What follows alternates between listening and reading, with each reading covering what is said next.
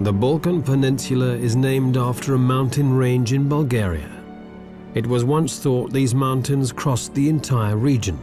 Now we know that this is just one of many small mountain ranges in southeastern Europe, but the name remained.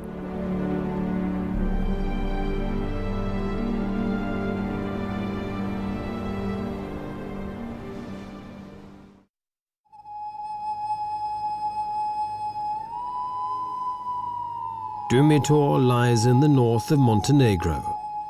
Thick primeval forests cling to its mountain slopes above sheer rock faces and gorges. It's such remote and wild country that it still remains almost inaccessible for human settlers. Nature not only survives, but actually thrives.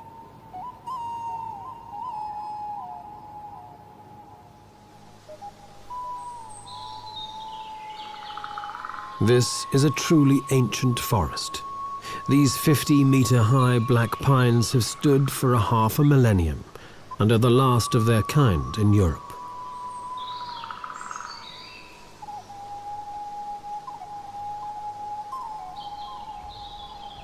These secluded mountainous regions have guarded nature since before records were kept. The ancient forests still provide a safe haven for creatures that have virtually disappeared from the rest of Europe.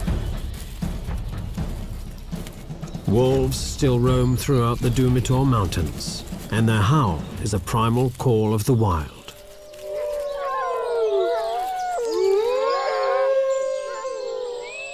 A pair of honey buzzards nest above them.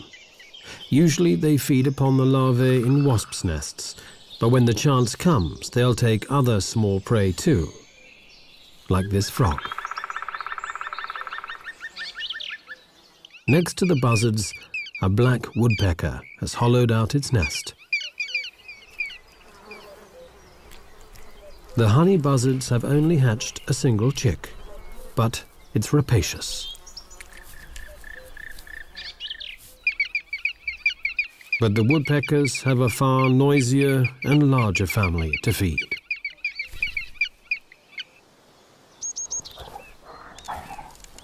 These mountains still remain as a home for the brown bear. It's late in autumn and this bear is putting on as much fat as possible before finding a cave to hibernate in and survive the harsh winter of the Balkans.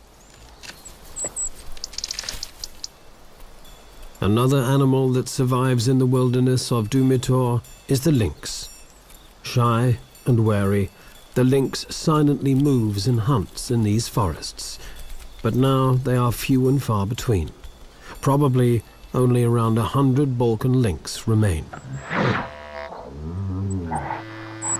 Those few humans who do live here give the bear a nickname, Medved, the honey eater.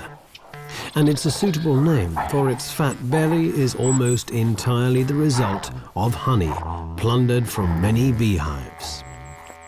Bears seldom, if ever, leave the protection of these forests that cling precariously to the more gentle mountain slopes, but then abruptly end.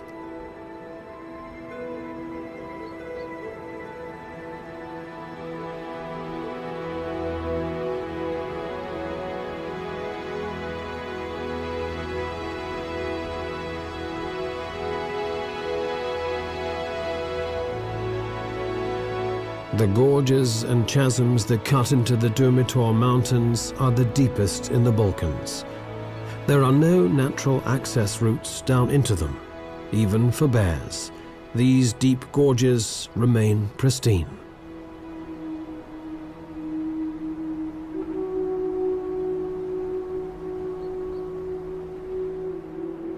The greatest of them all is the Tara Canyon, a spectacular example of the raw power of nature. At 1,300 meters deep and 78 kilometers long, the Tara Canyon is the deepest and longest in the whole of Europe. Because the flowing water is turquoise blue and crystal clear like teardrops, local people have named this Europe's Tear.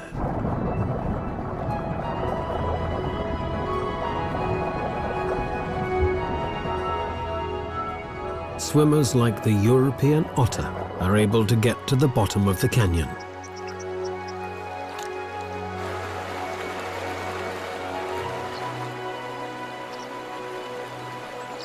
If Europe's tear does bring one to the eye, it's a tear of joy.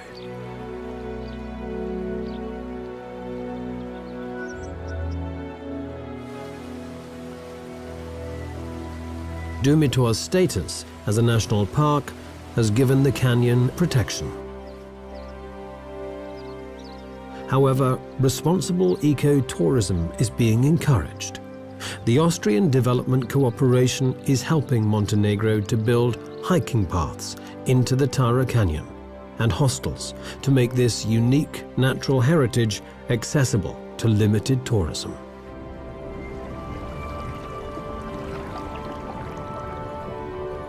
Once in the water, the European otter is in its element. With a streamlined body, the otter swims effortlessly through the river while it hunts its prey, often river trout.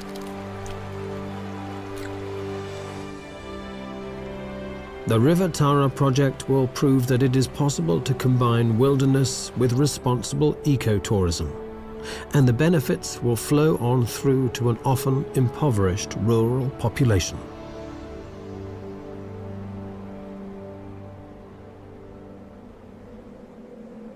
Over 1,000 meters above the Tara Canyon lies an almost barren landscape. This is a desolate plateau, almost the end of the world. Bleak, lonely, and seemingly deserted, but only at first glance.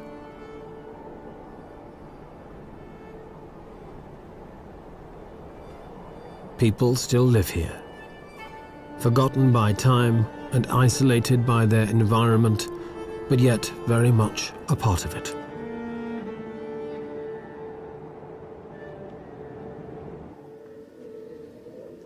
Stana Tserovic is one of the last Virginias, women who remain to do the hard work of the men, who left long ago in search of casual labor.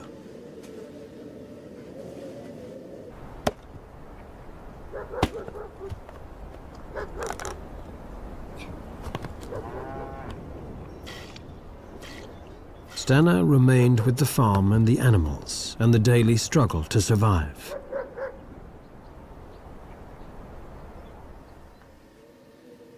Her weather-beaten face has seen many winters and is deeply creased, almost like the Dumitor Massif itself.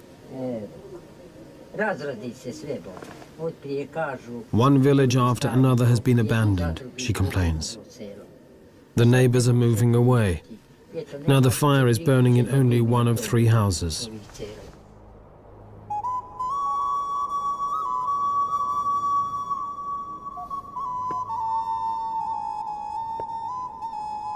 Stana has always lived here in Dumitor. The sparse vegetation can barely feed her 5 cows.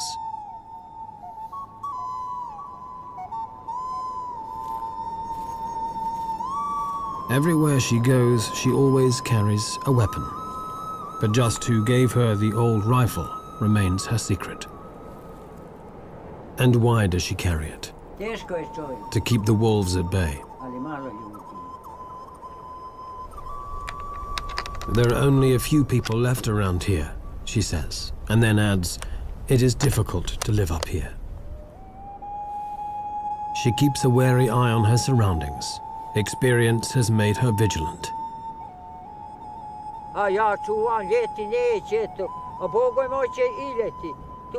One night, she recalls, with fear creeping into her voice, the cows were on the range by themselves. Suddenly the wolves attacked and killed a calf.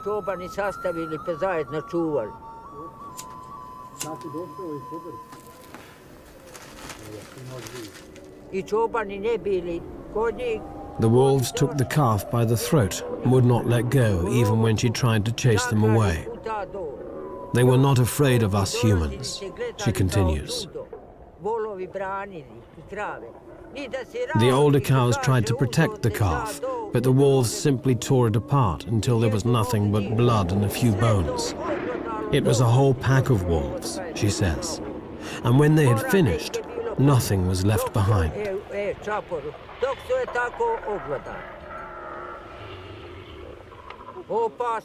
Stana is certain that wolves out hunting are dangerous. If they are really hungry, they will even attack human beings, she believes, although she admits that she has yet to see one do so. After all, one hungry man will also attack another. And of one thing she is absolutely convinced. If you run into a wolf in the snow, all on your own, and it is hungry, it will tear you into pieces, just like that. Although there has never been a single record of a wolf ever attacking a human here, when people are frightened, they will weave stories around those fears, and it's too easy to turn wolves into murdering beasts. To the north of Dumitor's jagged and solitary peaks lies a different world, near where the Danube and Drava meet. It is the river plain of Kopacki Rit.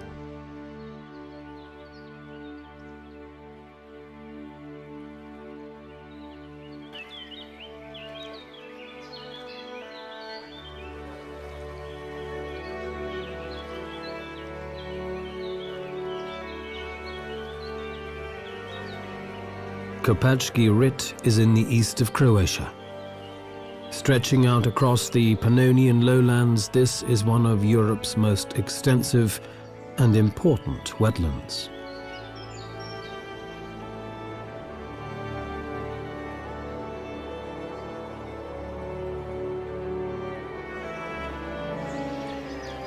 This is where one of the largest and oldest river forests to be found anywhere along the Danube grows.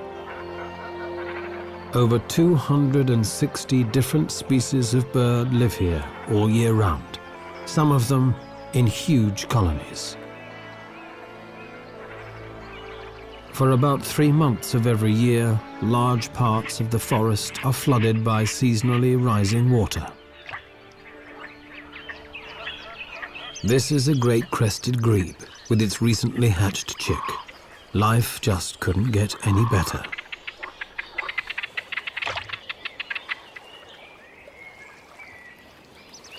While sitting comfortably and securely on the back of one parent, the other feeds it a small fish.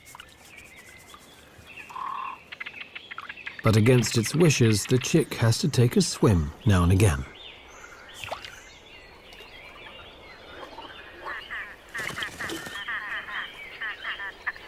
Although the chick is able to swim and dive as soon as it hatches, a ride on a parent's back is always preferred. But when both parents are busy, the chick won't get its own way. Another freshly caught fish keeps it happy for a while. But that's it. Enough swimming for one day.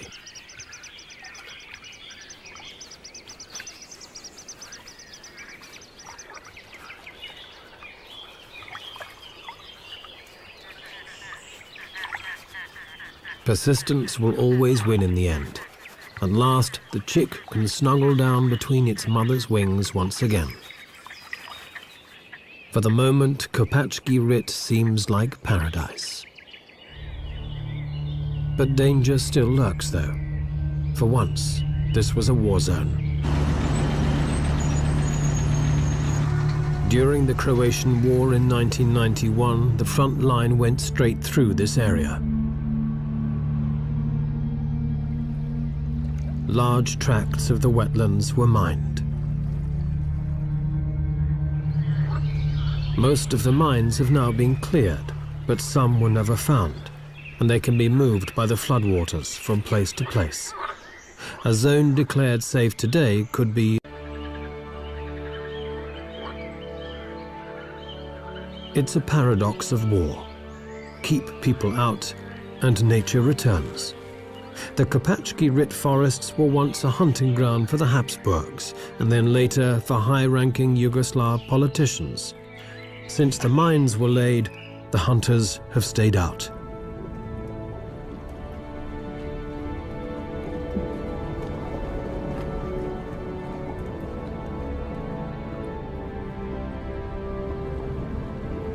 And so, undisturbed by people or mines, all other life flourishes.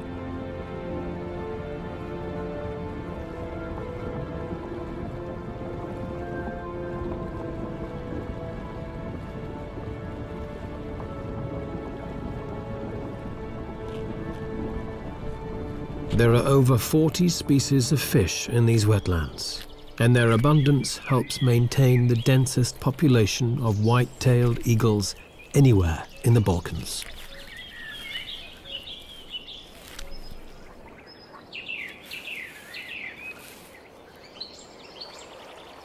Few animals would dare to try and steal a white-tailed eagle's catch, but a wild boar is not just any animal.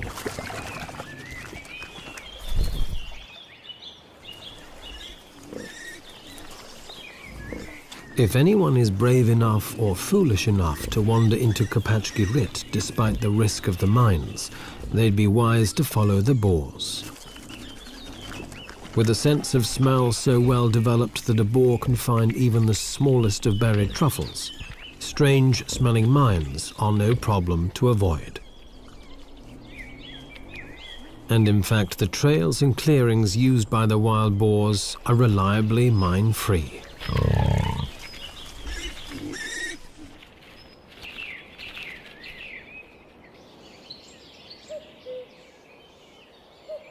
To the south of the wetlands of Kopachki Rit are the barren and windswept tablelands of Tikvesh.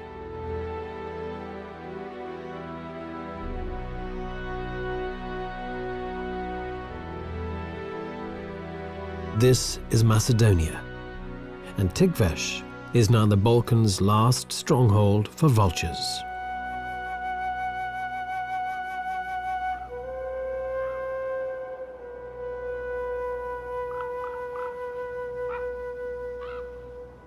Situated near the border between Macedonia and Greece, these mountainous tablelands are inhospitable, desolate, and almost uninhabited.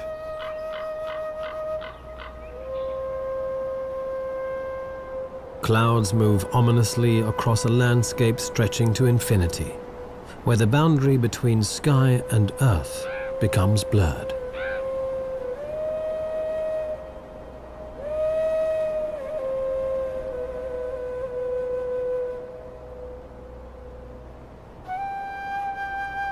Few animals fit the image of this bleak landscape better than these.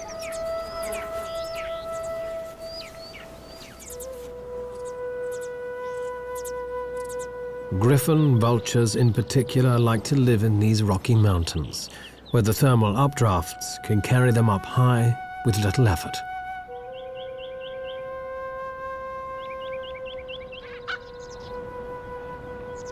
They rise in small groups until they reach about 1,000 meters, and then they circle, scanning an area of several hundreds of square kilometers until they spot a carcass.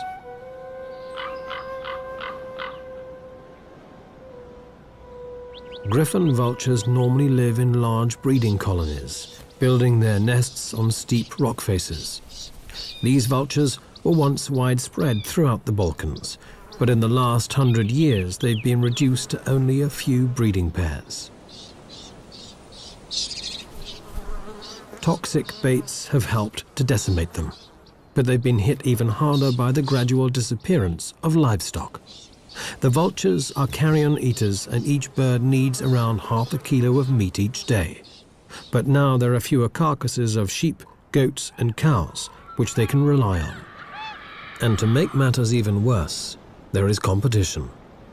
Even when in flight, vultures are constantly harassed by ravens. Intelligent birds, they learnt long ago that where vultures settle, there is also something in it for them. The vultures have spotted a dead cow, but a gang of ravens is already there. As soon as the vultures try to get to work on the carcass, the ravens start pulling at their tails. Bad table manners it may be, but an effective strategy to distract the vultures.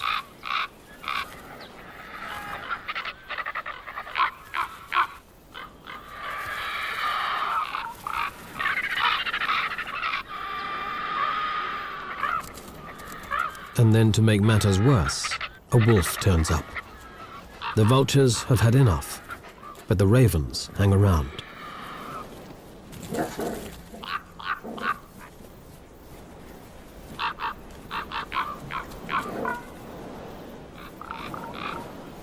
And even the wolf has trouble getting rid of them.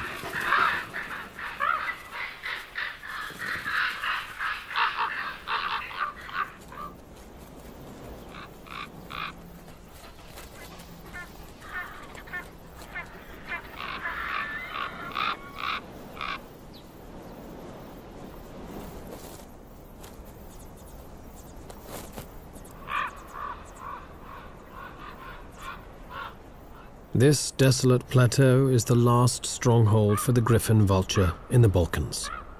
Numbers have dropped, and in the hope that the population will recover, the birds are now fed on a regular basis.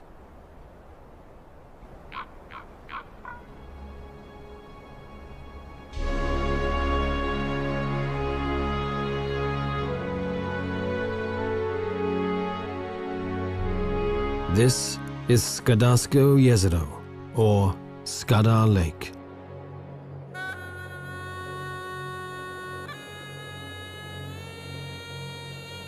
With its 50 islands, Skadar Lake between Montenegro and Albania actually looks more like a vast river system. But it's the largest lake in the Balkans, almost 50 kilometers long and up to 15 wide.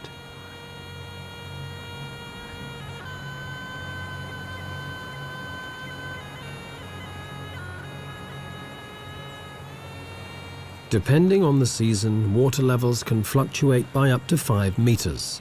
In ancient Greece, there was a saying, Panta rei. Everything changes. Nothing stands still. Only change is constant.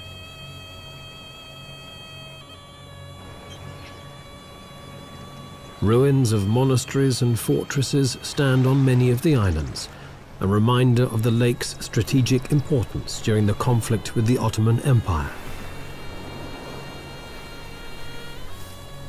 Some of the islands are actually just hills, but only connected to the mainland during a very dry summer. In the lake's northwest, on one of these hills, stands the fortified monastery of Kom, built in the 15th century. A monk of the Orthodox Church lives here alone, giving up his days to his faith and his belief in a better world through prayer.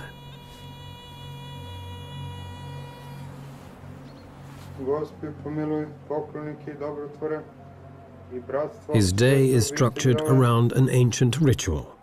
The liturgies of the hours, 8 of them every day. He believes that the ceaseless prayers join together to become a force for good, to help create a better world. In early summer, the sound of prayer is broken by the calls of thousands of birds. Skadar Lake is one of the most important resting and breeding grounds for migratory birds in Europe. The part of the lake belonging to Montenegro has been a national park since 1983, and the Albanian part was declared a park in 2005.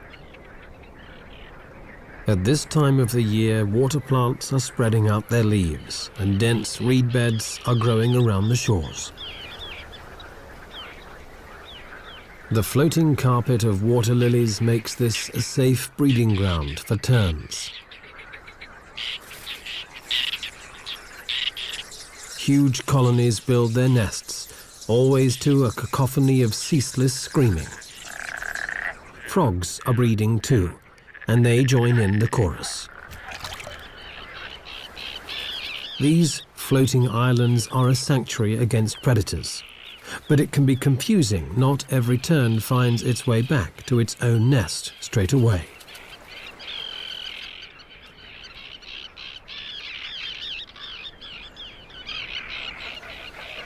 Larger waterfowl prefer to build their nests in the reed beds that fringe the lake,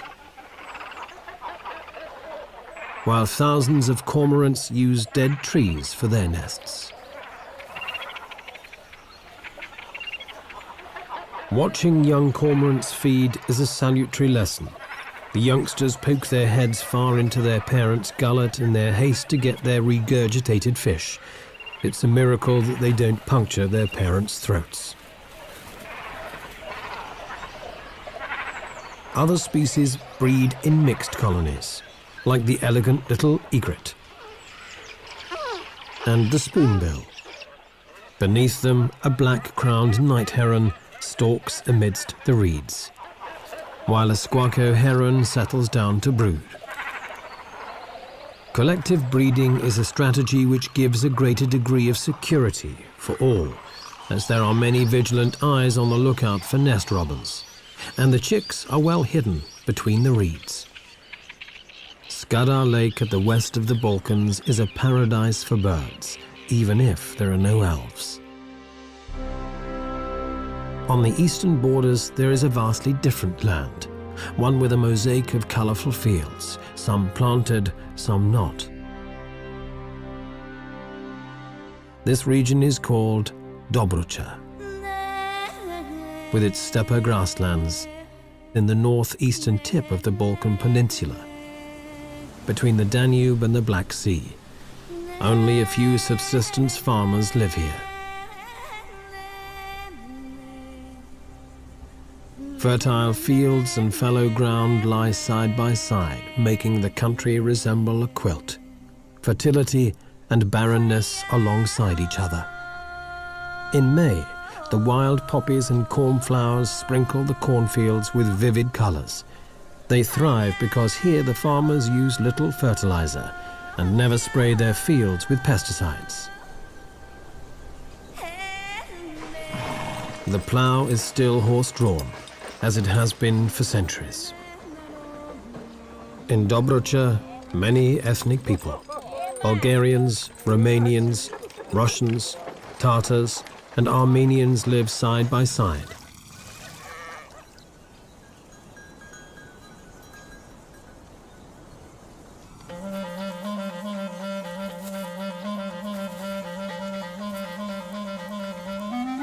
The grasses have been grazed down by sheep, making this an ideal habitat for specialized steppe dwellers, like European ground squirrels.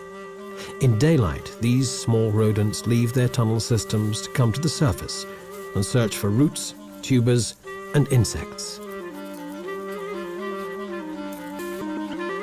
Dokaru are some and ferine zoners, so the trees of Brucha are here. With the dokaru and the ground squirrel are well camouflaged, as they may still also impossible to spot a grass. The European bee-eater is the exact opposite. These gaudy cave breeders flaunt themselves with their colorful plumage. Whether flamboyant and colorful like the bee-eater, or drab and inconspicuous like the curlew and squirrel, they all have something in common. They all require the same habitat: fallow, uncultivated land. Bee-eaters dig their nests into vertical cliff faces, but now so many riverbanks are reinforced, the birds must use gravel pits or abandoned agricultural land instead. But it's no great loss, since the bees and wasps the birds catch in flight are found all over the place.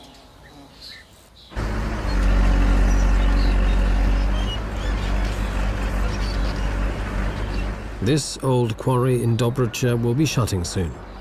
But even while the dredgers are still at work, the birds take full advantage of the site.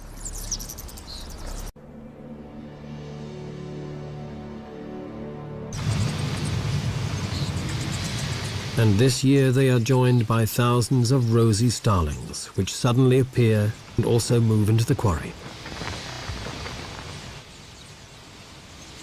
This is fairly unusual, for rosy starlings come from India. They spend the winter on the subcontinent, then in summer they normally migrate to the Mongolian and Kazakh steppes. But this year, some traveled west, probably following insect swarms until they ended up in the Balkans, in this stone quarry in Dobrucha.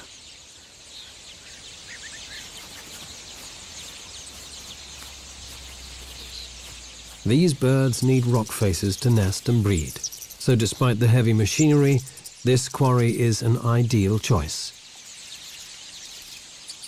Rosy starlings have a short breeding season, and they'll be gone by August. No one knows if they'll return next year.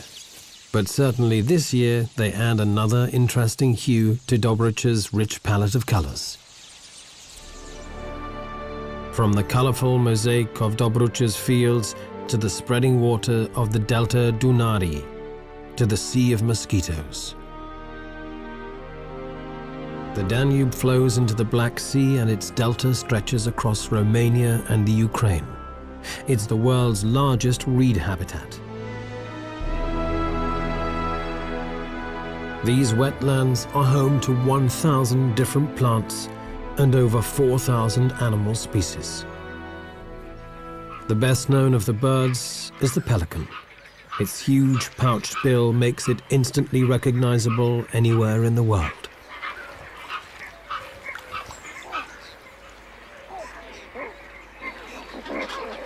Hidden amidst this maze of water channels with their forests and reed beds are enormous breeding colonies of pelicans, some containing hundreds of pairs. Two pelican species are found in the delta, the Dalmatian pelican and these white pelicans. Every summer, 4,000 breeding pairs fly north from Africa to this delta region.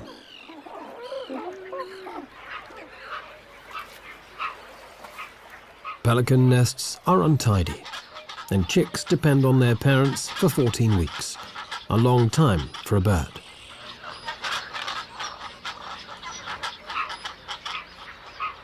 These nesting colonies in the center of the delta are virtually inaccessible and strictly protected.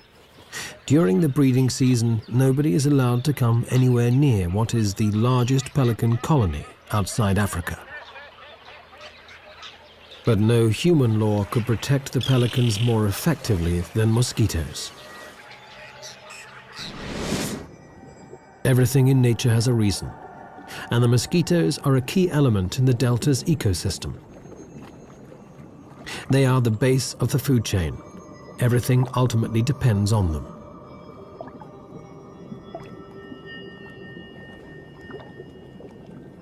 The biomass of mosquitoes in the Danube Delta is quite awe-inspiring.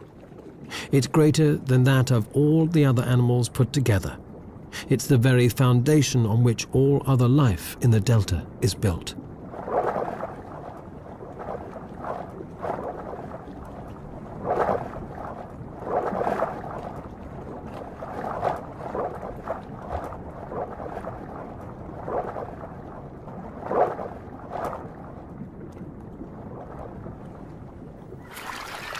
The Danube may well be Europe's most famous bird paradise, and Aleš Toman, a biologist, has spent more than 12 years here, but he's not looking for birds. He's been up and down the river system countless times in pursuit of a ghost, an animal rarer than almost any other in this huge waterlogged wilderness. Finding it is never easy, especially when there is water on all sides.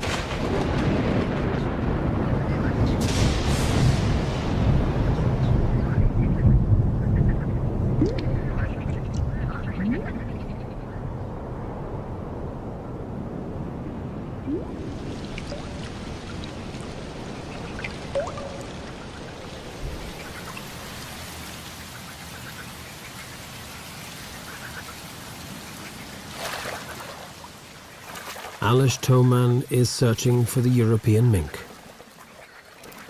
a shy and cryptic animal belonging to the marten family. The species was pushed to the edge of extinction when some of the larger and imported American minks escaped from fur farms and established wild populations. The native European minks were outcompeted, and the Danube Delta may well be their last refuge. In the summer months, when there is no shortage of food, the European minks occasionally venture out, but then only at night.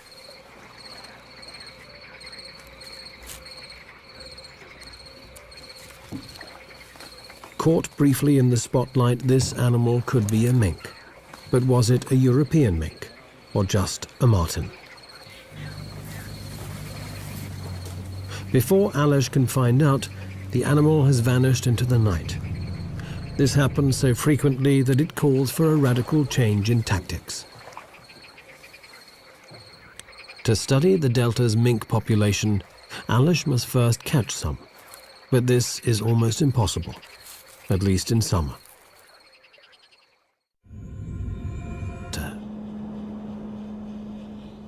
The lakes are frozen. Life seems to have come to a standstill. But only at first glance. Migratory birds from the Arctic have arrived to spend the winter here. The cold is far less intense than above the Arctic Circle, and crucially, the birds are able to find enough food here.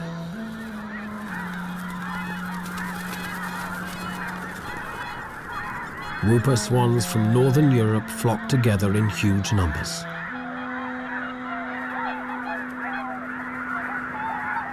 And when 60,000 red-breasted geese take off as one, the sky turns dark.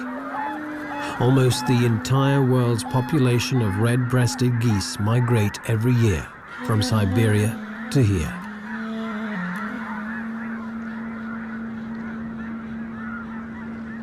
Human beings are the rarest species in the Danube Delta.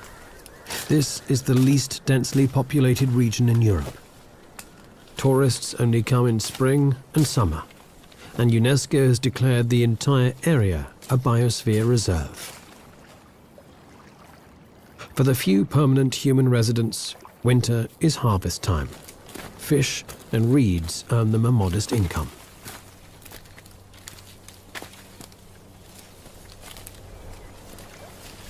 In winter, the fishermen are allowed large catches, but from spring onwards, a rigorous quota is strictly enforced to protect the breeding stocks. Humans are not the only ones to discover that reeds can be used in many different ways. For the harvest mouse, the reeds provide both nesting material and food.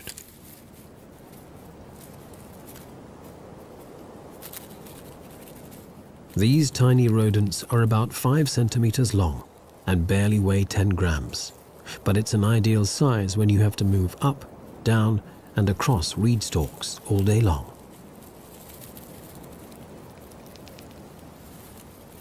Their tail is longer than their body, but it needs to be. As the mice move back and forth across the shaky and unstable stalks, they often need a safety rope. Sometimes the mouse even grabs the stalk with its tail and hangs head first.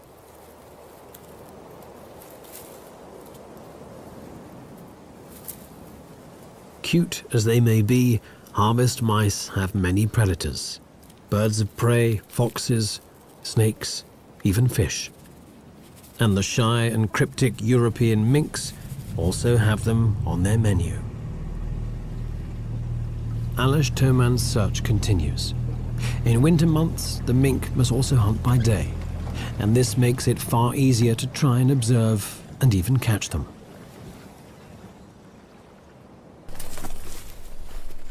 The biologists have changed their tactics. They now set live traps which won't harm the animals when caught. Every day the men put out about 50, leave them overnight, then check them the next morning. One trap's got something, but not what they want. Ah, it's red only. Next time. Okay.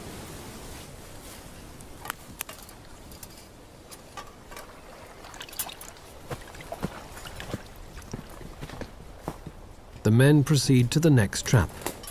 Will they be any luckier?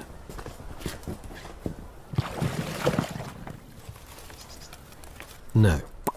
Another dud. Days and weeks pass by without success.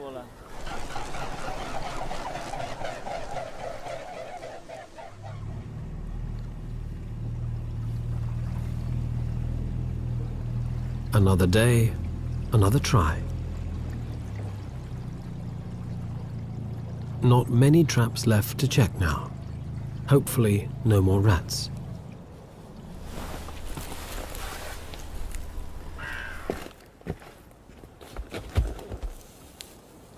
Ah, Titi, come. Mink. Excellent.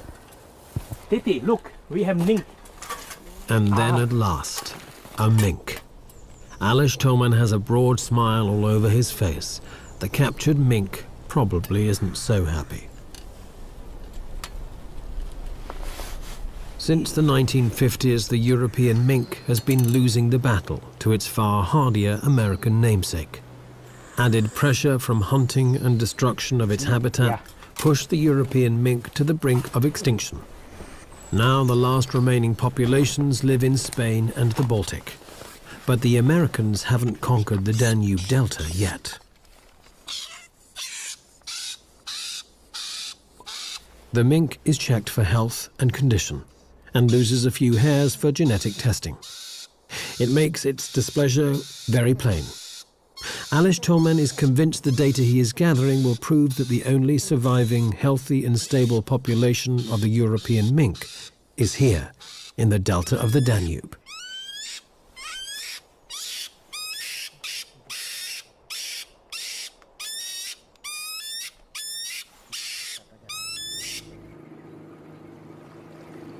All in all, it was a good day. Alish found minks in another 3 traps. The sun is already low when the 2 researchers start heading for home. But the day is not quite finished yet. The delta turns on an amazing natural display. Millions of European starlings gather in huge flocks, forming ever-changing patterns in the evening sky.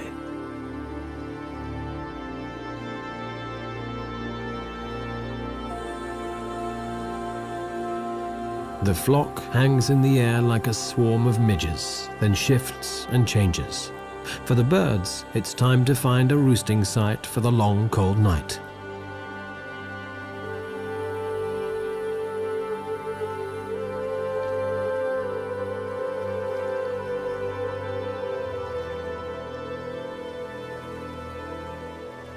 Starlings are masters of coordination in the air. No matter how many or how small the space between, the birds never crash into each other.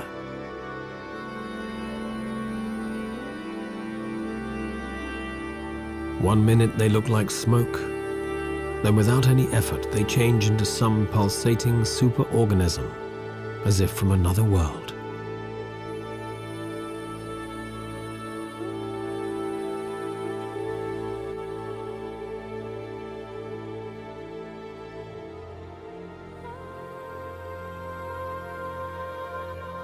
Despite its reputation, the Balkans is not the land of doom and shadow. Instead, it is a magical and beautiful place, always changing, just like the flocks of starlings in the evening sky. The Balkans may still be coming to terms with its recent history of conflict, but it has always been a place where people and their diverse cultures have lived. A place where much of nature is still unspoilt.